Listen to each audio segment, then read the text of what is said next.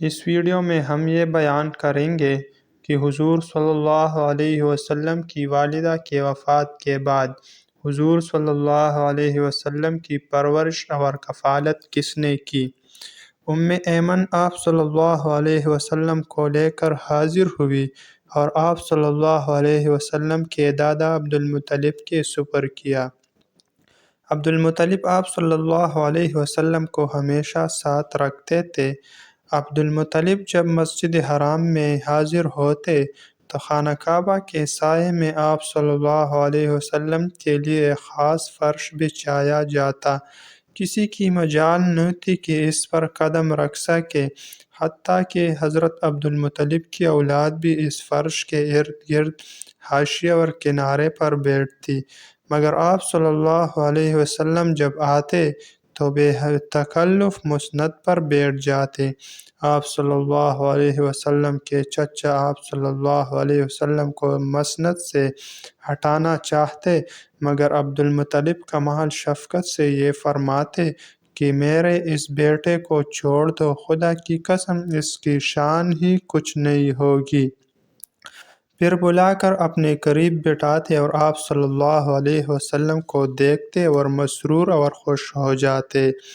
سیرہ ابن ہشام، عیون الاثر اور مستدرک حاکم میں کندیر بن سعید اپنے باپ سے روایت کرتے ہیں کہ میں زمانہ جاہلیت میں اسلام سے قبل حج کے لیے مکہ مکرمہ حاضر ہوا، دیکھا کہ ایک شخص طواف میں مصروف ہے اور یہ شعر اس کی زبان پر ہے۔ ترجمہ: اے اللہ، میرے سوار محمد صلی اللہ علیہ وسلم کو واپس بھیج اور مجھ پر عظیم الشان احسان فرما۔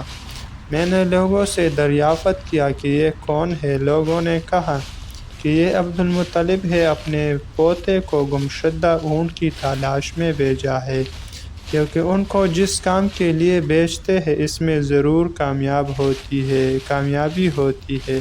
آپ صلی اللہ علیہ وسلم کو گئے ہوئے دیر ہو گئی ہے، اس لیے عبدالمطلب بے چین ہو کر یہ شعر پڑھ رہا ہے۔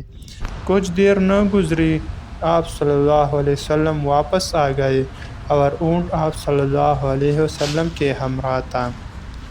دیکھتے ہی عبدالمطلب نے آپ صلی اللہ علیہ وسلم کو گلے لگا لیا اور یہ کہا، بیٹا، میں تمہاری وجہ سے بے حد پریشان تھا، اب کبھی بھی تم کو اپنے سے جدا نہ ہونے دوں گا۔